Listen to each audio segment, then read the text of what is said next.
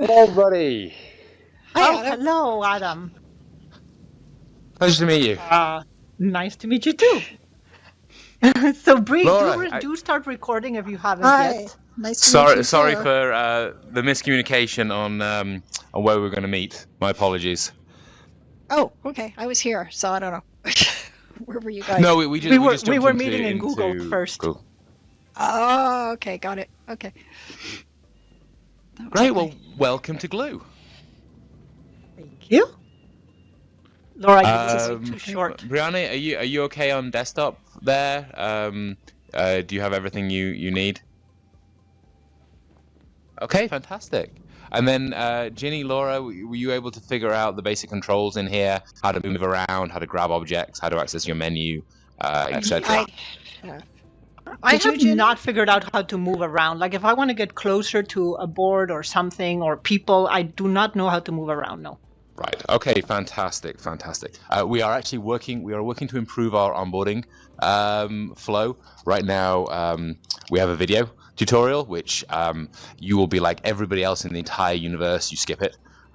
So it is a one common universal human thing that everyone skips a tutorial. So you know what you need. If you don't mind me giving you my suggestion is, I think you need like an automatic avatar that's not a person but an actual full-fledged avatar that meets you at the space and gives you the tutorial as you enter it. That's what I would love to see. Yeah, no, and we basically need an interactive tutorial, so you can, and one that you kind of have to go through in order to access the space. And if you're a fast learner, if you're a fast learner, you like bang bang bang, 3 buttons, you're in. And if you're not and you need a little bit more guidance, it helps you on that. So that's what we're working on right now. So it will show you what buttons to use. You'll have to teleport to a place in order to move, because last thing we want to do is have someone come in here, just think, oh, I don't know I can't even move around in here, this is useless, and go. That makes sense. Can I interrupt with some questions? Of course. When I nod, do you see me nod? Yes. Of course. Yes. And is there a way I can give thumbs up with my hand? So thumbs you can't. We can do a handshake, which we just did. We can do a high five. Oh, fun. We can do if you're more of a fist bumper, we can fist bump. Both. There you go. And the last one is actually an option in your menu, which you access from the back of your hand. You can applaud. Yeah. So Jenny, if you turn your hand, you'll see it open on the back of your hand. Oh, nice. And you point at it, and then there's your menu. Whoops, where did I go here? Yeah, and the gestures are right down at the bottom. We tried the hands, just moving our hands together like this, but we found people were bashing their controllers together. So we needed a. There you go. Fantastic. How do I stop it? Hilarious. Okay, thank you. It's stopped. Cool. So moving around, of course, is important. This is a really big space, and I'll show you the rest of this environment. So there are 3 buttons in your controllers that matter. I already know that you know how to pull the grip button to grab things, because I saw it in your when we were fist bumping. You also have index finger triggers, which operate that, and this is how you activate devices. So if you're using a 3D pen or the laser pointer, you'd use that to activate. And the third one is the third button that matters in here is where your thumbs would rest in the middle of the rings on your controllers. There's kind of a joystick. That's like a knobbly joystick thing. If you move that side to side, you'll turn in space. You got it? Yeah. Okay. Got it. If you press it in like a button, you'll get a line and a circle. There you go. Got it. Understood. And you teleport around the place. Hey. And Brianna's trying to keep up with us. We haven't seen each other. Let's shake hands. We haven't seen each other in 3 years. So yeah, if you move your hands closer together and then just pull the grip button on the side. If you pull the grip button near someone's hand, it should shake. I'm not sure if that. Or push it. You've got the haptic feedback. Yeah. You nearly got it. There you go. Yay. That's it. So it was funny. We've had people in here like hugging each other after being apart for not seeing each other for a long time. hugs. We haven't got haptics for hugs yet. We should work on that one, but it was funny. I got a photograph someone looking shocked. You'll notice that the faces here move. Yes. And then the mouths make the shape of the words, and also your eyebrows will go up based on the intonation of your voice. Is actually an artificial intelligence powered facial animation, which picks up the microphone signal. So I've got a picture of two people hugging, and then someone in the background just captured with a look of complete shock, and like his eyebrows were up, his mouth was open. I just caught him in the middle of a word at the right moment, and it was just a perfect photo. It was hilarious. That's entirely not designed that way. Okay, great. Yeah, So Jenny, we've got basic. You just look worried, Jenny. You look really worried. Oh no, I'm looking at the chairs. I would love to sit on one of those chairs. They're beautiful. No, I'm good. If you teleport over, you can choose to. Yeah.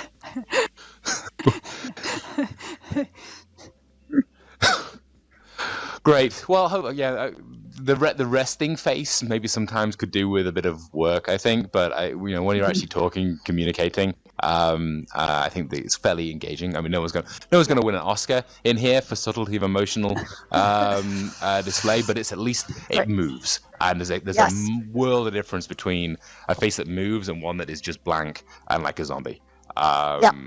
There's tons of studies to back that up. And the chairs, if you want to teleport over to a chair, you may sit in the chair.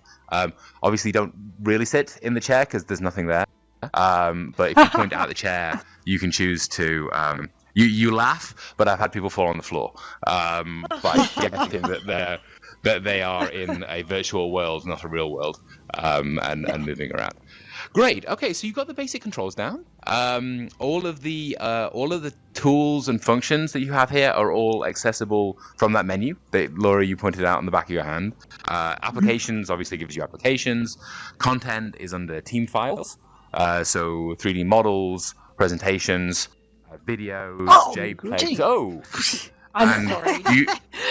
Locations is a function. Locations is a function that teleports you to you and everybody else to a room. Which, congratulations, you found the locations function. I didn't. I did accidentally. I did. Oh, you sent us all. Oh, I got it. Okay. Yeah, so we're just down the hill from where we were before. So actually, if you turn around and go out of the door behind you, you'll be able to see where we were before. And we just went down the hill. Oh, wow. So okay. We were up there before, and Ginny just teleported us to down in this kind of central atrium, or rather to that breakout room. So this space is really nice for workshop style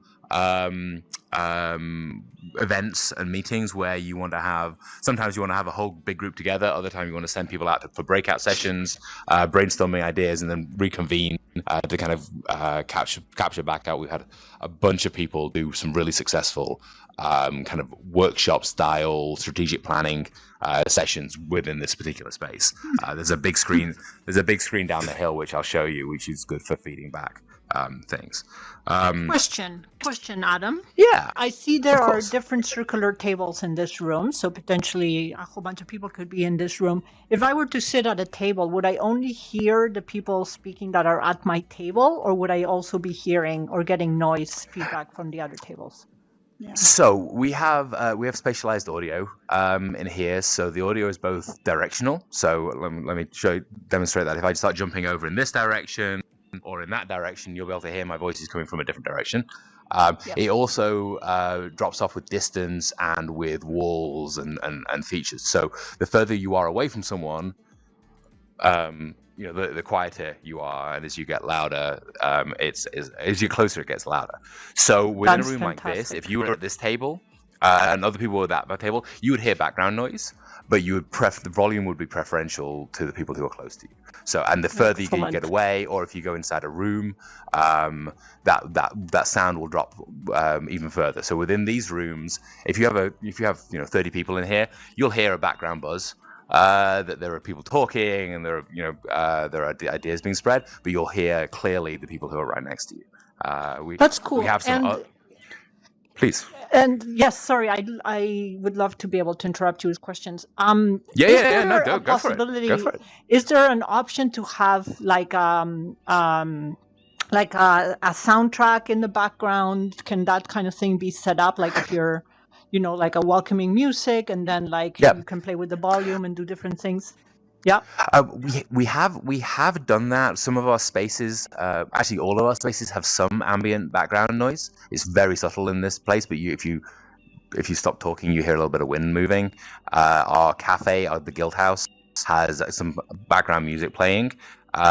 If you want custom kind of audio tracks, it is actually being able to load that in is something is on our roadmap. But you can do that by having a video playing with the audio, just record an audio as an MP4 and play it as a video, and then that will kind of give some background music or what kind of audio you need. And can we connect to the internet and download and watch something on YouTube in this space? So you can. So if you pick up your menu, your tablet menu, on the left-hand side, second option down, there's a browser. So you can access a browser within here. Coming very soon, you'll be able to share that browser on the big screen and have everybody watch that. You can currently do that from desktop, so Brianna could do that. She can share a browser window within here. Standalone is like our next release. Are there any specific bandwidth requirements to be able to do that from the device as opposed to from a desktop? Will it take more? Really good question. Streaming is really the only bandwidth. Streaming video is really the only bandwidth kind of heavy application here. And right now, with people, you can easily do this through a cell phone, through like a mobile hotspot. Streaming the video, it depends. It's okay. There's a little X in the corner, and if you teleport closer to the whiteboard, or if I grab it, there you go. Sorry, I was grabbing, and then you'll get a delete option. There you go. Jenny, you can go through the whiteboard. Jenny, can you see my YouTube video up? No. Oh, okay. So that's only me. Okay. So no, right now the browser is just a personal browser window. We're upgrading the way we stream video through here so that it's both higher quality. We need to navigate various firewall restrictions so that we have a universally shareable video feed, regardless of what kind of network that you're on. So there's a few things on the standalone devices which are not details you need to worry about, but we're getting very close to having that fixed. So you'll be able to put up video on a big screen. You'll be able to share. Right now we have integrations with web apps like Office 365, like Google Workspaces, like Trello and Slack and Salesforce. You'll be able to share those on a big screen as well. You'll be able to put up a spreadsheet, like a Google Sheets or a Microsoft Excel sheet and collaborate on that. Great. Sorry, can you remind me how to get the board back up? Yeah, so under apps on your menu, the first button, whiteboard. Sorry, something is weird. I just got the window for the apps. I think for all the other games and stuff. You press the Oculus button, you're in the Oculus menu because I can't see your hand. Exactly. So that's what's happening. Yeah, on your right controller, there's like a little recessed button at the bottom of the control pad. There you go, you're out again. And so you said, how was it? I get the board back? So from your have you got your tablet open? Your Glue tablet that you access. So press the back of your hand. Ah, right. Thank you. Got it. And then you've got a tablet up. And then under apps, you have whiteboard. These are all these spaces are downloaded locally. And so that's why we're able to operate. Once you're in the meeting, we're able to operate on really low bandwidth because all we are actually transmitting is the audio feed and the coordinates, a set of coordinates for head and hands. So all of this rendering is actually done centrally. It's all done locally. Okay, understood. Cool. But that means you have to download the space first. And I wonder where Laura got to. Okay, Laura's here. At least I think she is. Yeah, there's another person in this space, so let me just pull everyone together. I think Laura... Oh, there we go. There we go. Speak of the devil. All right. So, yeah, sorry about that. That was because you set up the team as a free trial. We have some restrictions on free trials, so that there is some inducement for some people at some point to pay us some money. And I've cleared that out for you now. So hopefully you shouldn't have restrictions on your session length anymore. Okay, awesome. Great. Thank you. Why don't we go back down the hill and explore around a little bit.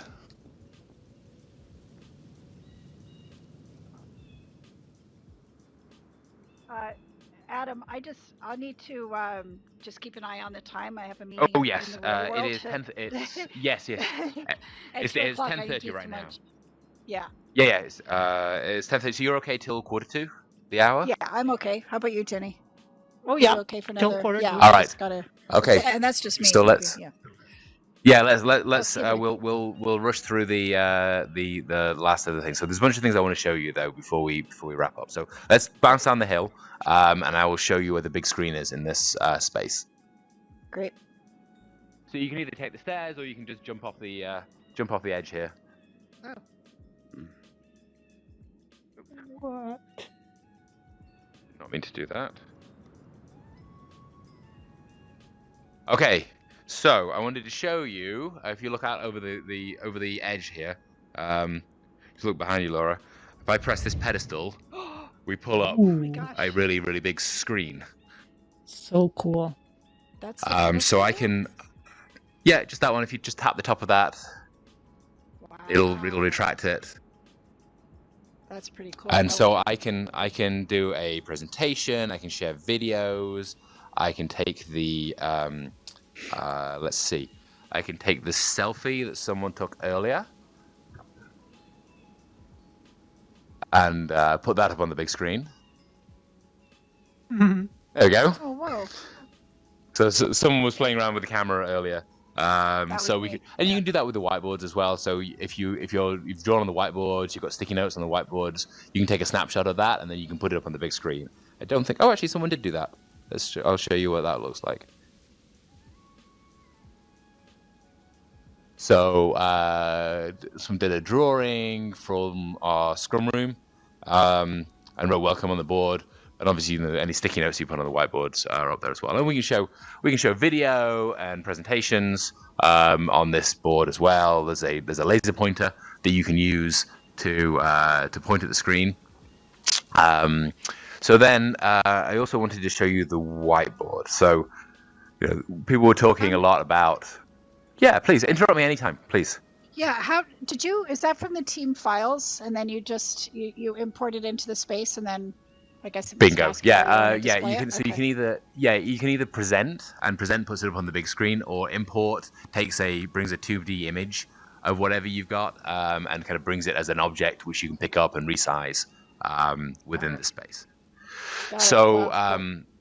The whiteboards are a big part of what we do here, and people being able to kind of viscerally pick up a pen and everyone grab a pen and write on the whiteboard or get sticky notes and record those is something that people, that kind of tactile experience, I think people miss a lot about real world meetings. So feel free to grab a pen and draw some things on here. I can grab a pen. You can grab a pen. I can. Oh, we can all grab pens. I'm not much of an artist, as you can see. So you can grab a pen. So you use the grip button on the side of your. There you go. You got it.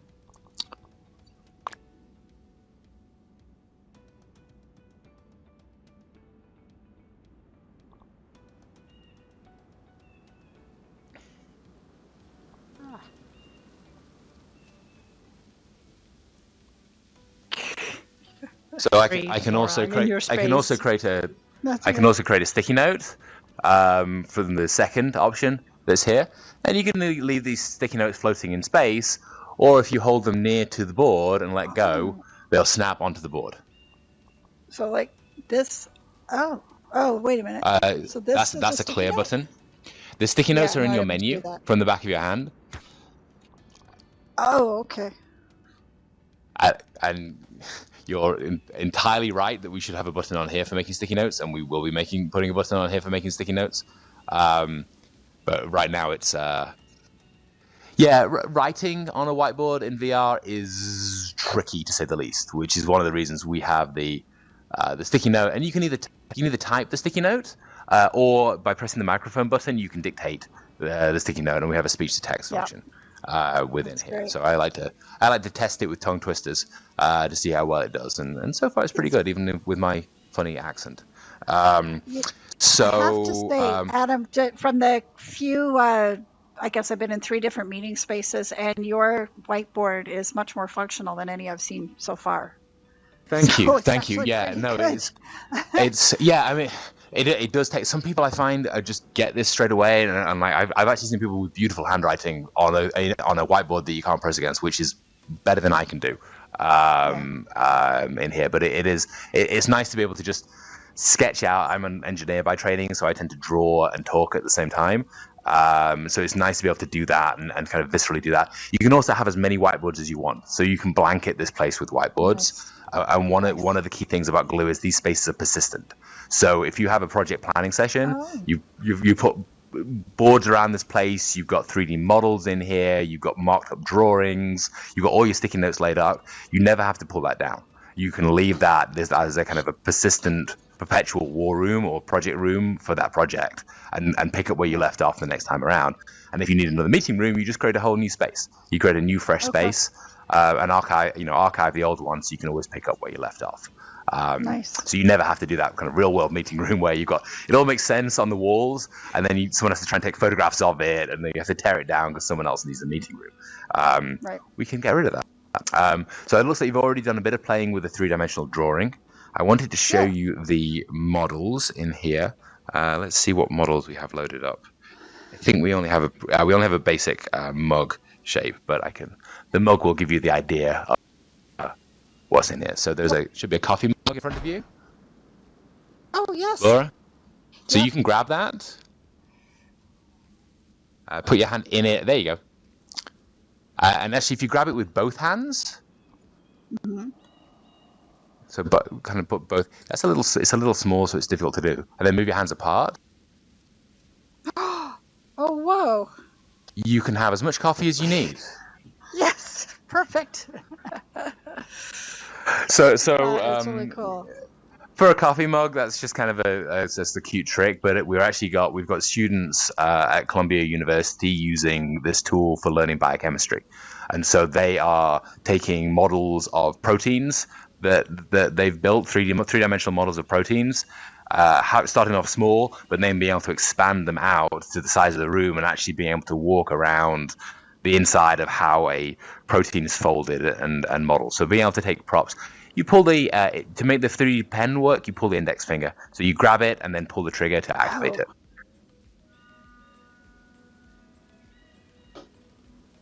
Got it. Yep, you got it. And you can resize those drawings. You can resize those drawings as well. And how do you? Oh, okay. How do you delete? Yeah. So if you grab it with both hands, it's a little tricky to just get the edge of it. Awkward. Okay, I believe you. The way you delete objects is if you pull the grip button to make a pointing finger, and then point at the thing that you want to delete, you'll get a blue line and a dot. So keep the grip button held and then pull the index finger trigger. You'll get a menu, which will give the option to resize the object or lock it in place or delete it. How do I get delete that mug? Okay, there we go. Same thing, I guess. Same thing for the mug. I just did it for you. Wow. So I know we are running low on time, so I at least wanted to show you one other space in here. Sure. Let's go ahead. And I also have a question about, in your experience, what's the length of time that people are comfortable having the VR headset on their heads? Fantastic question. So obviously I do these things a lot, and I find that there is there's a bell curve of comfort, and just comfort is really the key thing within VR. It varies based on, I'm a big guy, so the weight of his headset is nothing for me. But if you could be like less than half my weight, and then it becomes a much bigger big difference. It also tends to vary in time when with how your experience with virtual reality. So for me, if I'm in VR for 2 hours straight, I'm like, okay, I really need a break. I would not, but then I do this all the time and have done for many years. So I would recommend for like a first experience, keep sessions to like 20 to 30 minutes. Take a short break. A good structure works. We had a good structure with Atlassian for an event last week. They did an initial icebreaker game in virtual reality, got everyone familiar with the platform, kind of working in team. They did actually played Pictionary using the 3D draw function, and then did like a guessing game for the drawing, which was like people there. You could hear the laughing. It was good fun. They then actually stepped out of Glue and did a keynote address through a video, so that they took a break from. They let their eyes relax and have a different medium for where they weren't really collaborating. They were much more listening, and they didn't want that. Then they jumped back into Glue and had their brainstorming session and their collaboration based on what they just heard from their leadership about how they were going to go about and implement the ideas that were pushed forward. We totally could have done the keynote in here, but we were able to use that break time because it was most people's first experience really of VR. So we were able to build in a break by structuring between kind of multimedia. And I think it worked really well. Excellent. And did everybody have a headset, or did most people join on the computer? We're trying to wrap our heads around how to get people to get the headsets. Yeah, in that case, all but one person had a headset. They've deployed a lot of headsets through their organization, we had one person join on desktop because I think he was either traveling or for some reason he just wasn't able to get it. It wasn't convenient for him to have his headset on, and that I think that's kind of the structure that works. To be honest, we don't really have any customers who are using just the desktop. It works great, and Brianna can attest to how that experience is, but you don't get that feeling of being there quite the same way. And if you don't have that, then it's easy to say, well, how is this different from video conferencing? I think when people have only tried the desktop, I have regular things like, yeah, it's cool, I like the environments, but like, is this really that different from video conferencing? Whereas people in VR never say that. Right.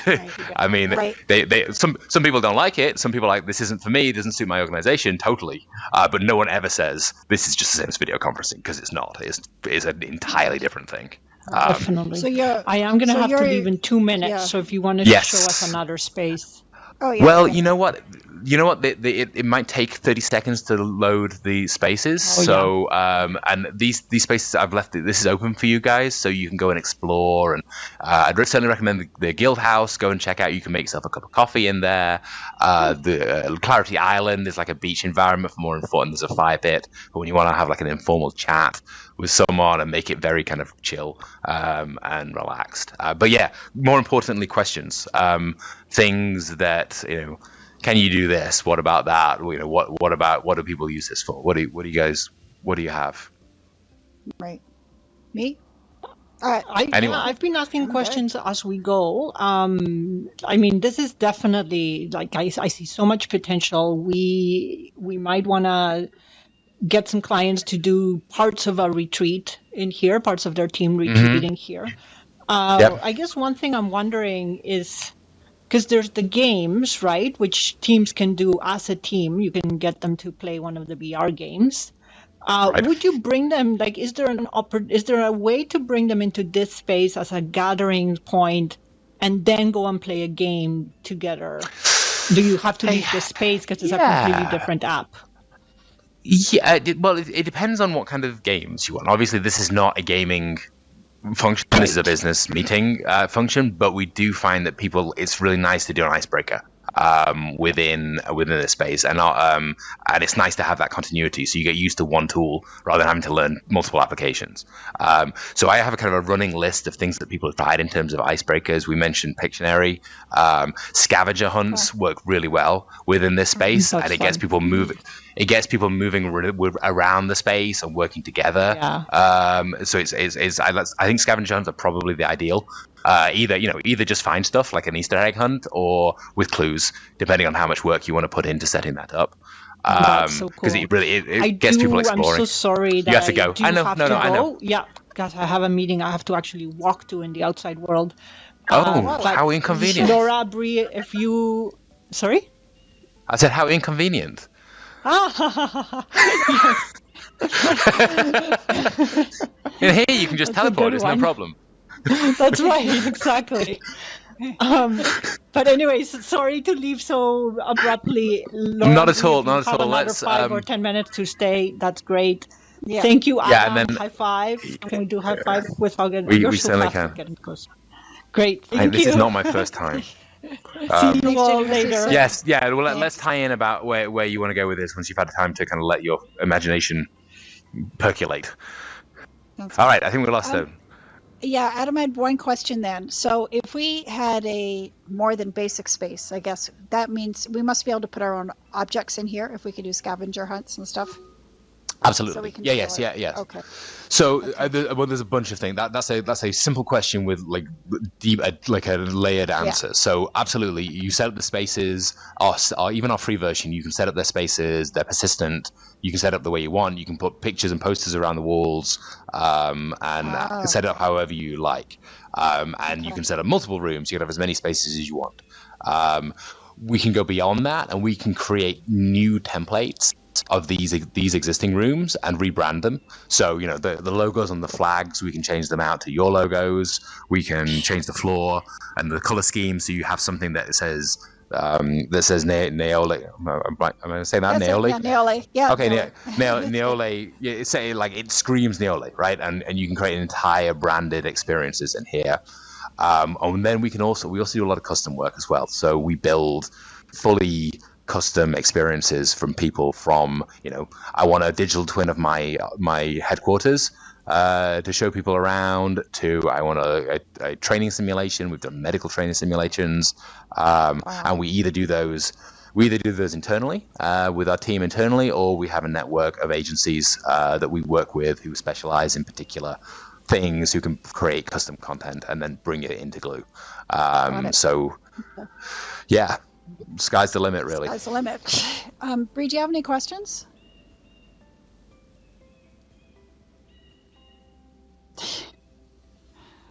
Okay, great. All right, I better go too. Thanks so much, Adam. Okay, I really appreciate great. it. Yeah, I'll be in touch to talk about next steps. Okay, super. Nice to meet you. Okay, yeah. You too. So what? Okay, there we go. Here we go. All right, I'll get out of here. All right, so we just had this experience in Glue. That was fun. And we want to debrief it and see how it might work for our clients, on which clients it might work for, under what circumstances. So let's do our usual debrief where we look at what was good, what were some problems or concerns, and what might be some next steps or action items that we might take next. So what did you like about it? I loved the environment, the graphics, but I don't want to just say the graphics because it's very immersive. It's a world. It's a little piece of a world. And I particularly liked the space that they did the demo in, which apparently is available to everybody, right, as kind of one of their default spaces, because it had all the breakout rooms and it had different levels, and you could go up and down stairs. You could look over the edge of the balcony and see the water and the mountains. And I was in one of their other spaces once, which was a beach, which was very small. You could just go in circles and out in the water, but that was about it. So this space I really loved. Right. And you could even look up and see the birds. Yes. And I figured out how to turn on the audio of the environmental sounds. So you could hear the birds and they had the curtains flapping. Yeah. The outdoor curtains flapping in the wind. I thought it was just beautiful. So I think it's really could be inspiring for people to meet, and it could get their creativity going. Mm-hmm. And it's definitely a nice space to go into for something like a team retreat or a team day. I think so. And that there can be small group activities taking place in those separate meeting spaces within the larger meeting space. And it's quiet, but it mimics hearing other voices like you would in a meeting space, but not right in your ear. So there's that back room dim that you hear in a conference room. Exactly. Yeah, I seriously love that aspect. The audio, the way how well the audio worked, and how it made me, if I heard someone talking from over here, it forced me to turn my head. And it felt so much more natural than in this environment where we really need to take turns speaking. Like I don't get to speak over you or interrupt you, which interrupting is actually a normal thing that happens in conversation. A natural conversation includes interruptions. And just someone making a little sound or a bit of a body movement is the signal that they want to interrupt you. And so then you shift to listening to them. And that works so much better there than it does on this space. Yes. Now, Bree, you were with us from a desktop because you were doing the screen capture, and it worked best from a desktop. And so it's nice to know that people can join from a desktop, that they don't have to have a device, although we would prefer that people have a device and we would maybe rent them for them, or we would figure out the logistics. But Bree, what was it like from the desktop perspective? I mean, I feel like it was pretty fluid. There wasn't anything too crazy that I thought was very hard to comprehend or kind of to understand. Obviously, I've never been in it in VR, so I can't compare it to anything. But I mean, I wasn't mad at the desktop version. I am assuming that it would be like 10 times more fluid in a VR headset. So the fact that the desktop version was as fluid as it was, I think is impressive. The only thing that kind of sucks is that on a desktop, you are much slower than you guys in the VR headsets. Oh, really? From my perspective, you were so fast moving around. I felt like I was always trailing behind you because you guys would just like zip off into the distance. And I was like, I'm coming. But yeah, no, I thought the experience was really good. Cool. That's great. Teleporting around the space was really easy to do. Once we figured out, we'd have to give people a map of their handsets before going in there. Right. So they move around. Yeah. It was also nice to discover that you can just press a button and pull everyone to one place, right? Like you don't have to wait for everybody to arrive. Like you can actually, like, which is kind of, it's like it has two sides to it. It can be very disconcerting to the person that gets moved somewhere to a completely different environment or space, but also it's very practical. What did you think of the collaboration tools? You know what? I loved the 3D drawing. I found that for like, if you can draw graphs in the air or like explain concepts in the air, it was so much easier than the whiteboard actually. And you didn't feel like you had to crowd around a whiteboard. I know that the whiteboard could be made a lot bigger and all of that, but actually the 3D drawing I really like. Like if you're in virtual reality and you can draw in the air, why use a whiteboard? Other than having a white background, but The Post-its, also love the Post-its. I love that you can talk and have your idea typed into the Post-it so you don't have to type it. I love the big screen for watching things or for presentations. I loved how it popped up. Yes. I was really impressed. And it does take some practice to learn to use the tools, but I feel like once you've practiced a few times, you get it. Yeah. Which could be an onboarding activity. Yeah. Yeah. Exactly. Yeah. I liked the model. He had a coffee cup, but it could be anything. Could be any kind of new product or anything really, and you can resize it and turn it around and look at it from all the different angles. I thought that was brilliant. Totally. Yeah. Yeah. What else? What else was good? What else was interesting, fun? How are the gestures? Oh, so how did you see the gestures? I mean, I love the handshake and feeling the vibration when you like approached when the hands came together. And I love the high five. That worked really well and was really easy to do. Yeah. Way better than the handshake, actually. Yeah. But in terms of facial expressions, I wasn't impressed. Were you? Well, I'm impressed from the viewpoint that they have the artificial intelligence built in. It picks up the tone of your voice. And if you sound surprised, it'll raise your eyebrows. If the volume of your voice goes up, it'll change your face expression. If you sound like you're happy, you start smiling. And if you turn, and so Ginny, there were times when you turned to look at me and our virtual eyes met, which is, it's unbelievable Yes. what your brain can be made to believe. Yes. But there were times where your face looked really like frozen odd, like the AI wasn't quite picking up what your expression was. They're really trying to make the faces look really real, quite realistic. And maybe that's why companies like Microsoft have stuck so far with Altspace with a much more cartoony kind of avatar. They're making zero attempts to make you look like yourself. You can choose the design, your hair and glasses and all the rest of it. But I find that the faces in there are actually, because they're not trying to make it look like you, it's actually a bit more natural, if that makes sense. Yeah. Yeah. And you still get that sense of looking in people's eyes. You still get that facial expression feedback. Maybe it was just lagging a little bit. Lagging, not lacking, lagging a little bit. Mm-hmm. But once I got used to it, it was okay. Mm-hmm. It was okay. All right. What about problems or things that were like areas of concern that were like, oh, it's not quite ready to bring our clients into it, or what are the drawbacks?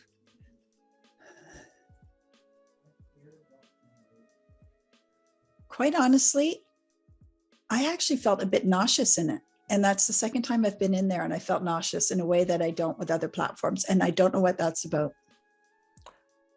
That's very interesting. And Bree, I'm guessing that on the desktop version, you didn't have that, or did you? No, it was just very similar to just a normal game. Yeah. So just very normal desktop kind of experience. So did you feel that way, Ginny? You know what? The last 15 minutes, I felt that I was starting to get a headache. And I thought it was because I was wearing the device with my glasses on, and maybe I should have worn the device without glasses. But it also could have been because we were learning so much and maybe it was a little overwhelming. I don't know. But yeah, it was definitely, that's a concern.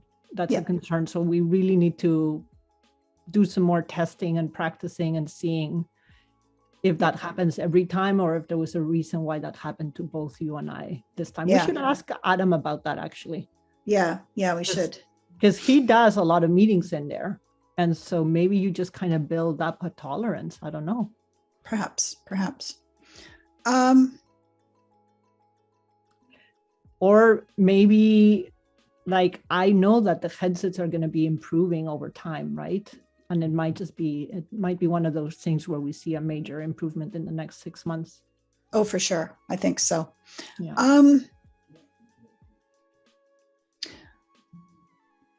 Possibly convincing people that it's worth doing a meeting in VR. I mean, I could see it for team activities, team building, connecting with your team, building a sense of belonging. That sense of physical presence is hard to describe to people who have never been in there before. But the feeling that you're in a space with other people is mind-blowing. Again, the tricks that you can play on your brain. Yeah. I see it being really strong for that. For serious collaboration exercises, ideating the way that we do in storms and that, I actually think it's a bit of an impediment because Much in the way that having to write out on a Post-it note is, can sometimes slow down your ideating. I think I'm so used now to being able to type quickly into Storms, and we generate hundreds of ideas in a session. And I think we'd have to decide what kind of brainstorming or collaboration might work best there. I think we'd have to be really intentional rather than saying, oh, let's do it in VR because it'll be fun, and something different, right? It has to be really intentional. So maybe something that's more like small group discussions. And can small group discussions be recorded, or are we restricted to the? My sense is that yes, you can, like anybody can record if you give them that permission. So you could have one person assigned to each table or small group discussion group to be in charge of recording. If, like, you mean video recording, like capturing? Yeah, or note recording or something. Yeah. I think for presentations, big presentations where you want everybody in a room and to have a Q&A afterwards, I think it's great for that. Yeah, and I think it works really well for that, especially if you want people to be 100% focused, because once you have that VR set, there's no way you're going to be distracted by email or notifications on your phone, because you're totally in another world. Yeah. Mm-hmm. But you can bounce around in that space. I mean, I could have left and gone somewhere else. And sure, if you're in a crowd of people. But yes, I agree. Yeah, much fewer distractions, and that screen is huge. And it felt really like it was a huge screen in a room. It was bizarre. Yeah. It is bizarre. Yeah. That's really I don't know. What drawbacks do you see? Similar to yours, just the onboarding. You need to dedicate time to onboarding people, like learning how to use it and giving them a really positive experience so that they're excited to do it again. So I think short bits of onboarding exercises where they connect in small groups could be really good. I think it could be like I'm skipping ahead to potential uses, but imagine having like a 30-minute check-in once a month or once a week with your team in VR, which is completely different from anything else. Yeah. It's got a fun element, and you can go into different combinations of small groups. So every time you come in, you connect with other team members. It's got a lot of potential for that kind of thing. Yeah, that's a great idea. Yeah. For a team social, team games, because there's different interactive features that can be built into it beyond what they have there. Yeah, and you don't have to gather in the space that we were exploring. You can gather in like one of the apps that are like a workout app, for example, and you can do a competitive workout with each other, or you can punch bags and get your punching score with your teammates. Like, you can do fun things and just connect in a very different way that's not about having conversations as well. Yeah, that's right. There are that I haven't got into it, but with Glue, you can integrate Google Docs and other tools. So there's the potential to take notes. Again, that input is you're slowed down because it's a virtual keyboard. But actually, their keyboard was not bad, and you can talk to it. So it's good. Yeah, the keyboard was not bad. There's room for improvement, but there's also the option of having someone join from a desktop. Right. People could take turns joining from a desktop. Yeah. And being in charge of taking notes that way. Yeah. Mm-hmm. Yeah. I think that's a great idea. And for collaborating on a design, looking at different so if you're comparing maybe 3 different designs of an object, a new product or something, you could put all of them into the space and people could turn it around and touch it, feel it. Mm-hmm. Yeah. Mm-hmm. To an extent. Yes. Yeah. More seeing it. You can see it in 3 dimensions. Yes. Yeah. Yes. Yeah. Yeah, definitely. Mm-hmm. Yeah. Anything that you were thinking was a drawback or a potential use?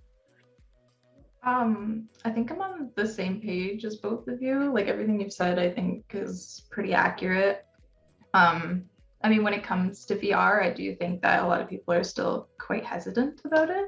I mean, I'm young and still hesitant about it, but but I do think it'll be, the hardest part is going to be convincing people that it's worth doing, because I mean, you see things like the metaverse bringing out virtual grocery shopping, and people are like, well, why do I need to do that when I can just do it, maybe not in person for this, but you go to a grocery store. So I don't know, I feel like there's some news out in the world that's putting bad reps on it these days for anything else other than games. But I do think it's evolving, and it's definitely going to go in a good direction.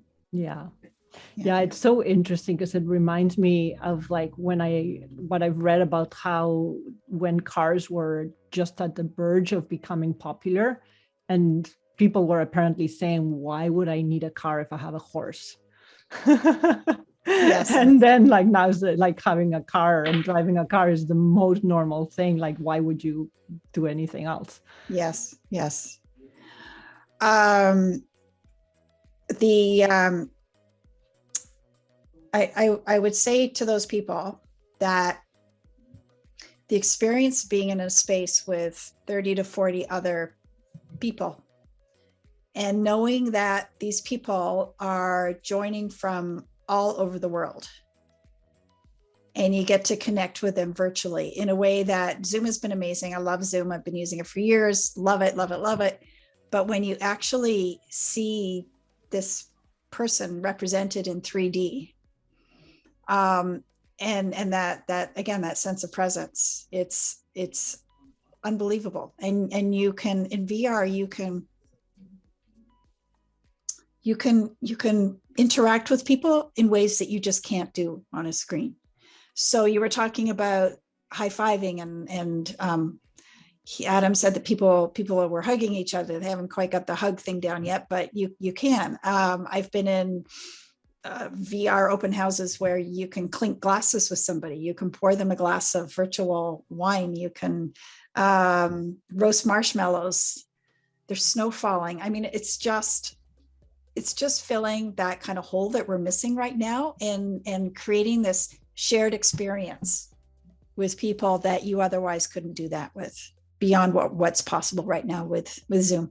So yeah, it does fill that kind of hole. Very nice. Yeah. The only one of the things I'm with Glue is I think I probably understand why they chose to make their avatars only have heads and shoulders and half a torso. And it's probably to do with the loading bandwidth, right, and loading all those graphics in and that. But I think they've skimped a little bit, and they could give us a little bit more of a body. Space at least gives us hips. That's so funny. I wasn't bothered by that one bit. Weren't you? Yeah, that bugged me. And then when you go into engage, you actually have feet, legs and feet. So it's really disconcerting in there to look down. Like, oh my God, whose feet are those? Oh, they're mine. But I'm sure that they've maximized it for bandwidth, and probably you do get used to it. And the hands are there. You do see the hands, and it does track all the hand movements, which I think is fascinating as well. So right. if you're a hand talker, VR is awesome for you. My kids were using VR for a boxing game, and I decided to just try it for like 5 minutes. And I put the headset on, and I just looked at myself, and my arms were these giant muscular arms. And I was completely thrown off by it. It really is. So I guess you'd have to build your avatar so that it's comfortable, but also you could have fun building an avatar that's completely different from how you are in real life. You can. Yes, you can. And there's a bit of a debate about that, about whether you should or not. Yeah, so that's probably a topic for a whole other discussion. It's going to happen. I think it's going to happen whether we think it's a good idea or not. It's going to happen. I think so. Yes. That actually, and one more thing about Glue that threw me at first was setting up your avatar. It's not evident how you choose, at least when I first tried it, how to choose your face shape. And they don't split up body shapes and faces and that by gender. So in a way that's good. Another way, it can really throw you, because I'm looking through all these guys basically faces. It took me a long time to put my avatar together. Yeah. Oh, I didn't do the face shape thing, but that's interesting actually. Yeah. Yeah. I bet in the future, in the near future, this is totally a silly idea or thought, but I imagine that there will be people that will want to play around with having dog ears or like like cat eyes or whatever, and that there'll be like some like morphing of humans and animals. Oh yeah. Oh, I bet we just haven't been into the right VR spaces yet to see that, but I'm sure. Probably right. I'm sure. Yeah. And I was in I think the very first meeting space that I tried out was spatial, and you can take a photo of your face and it tries to put your face on the avatar with mixed results. Right. I just look like a bad passport photo, basically. Right. And then you don't get the facial movement. That's right. Yeah, that's right. Yet. Yeah. Although again, I bet that's going to get better as well. Oh yeah. It's exciting. It's so exciting. Yeah. So cool. All right. Well, we're at time. But I think the conclusion is that we're going to keep our eyes on the VR spaces that are being created and the way that technology is advancing. We're definitely going to be talking to clients about the option of doing short activities inside of VR with different potential objectives in mind. And we'll keep exploring. Yeah.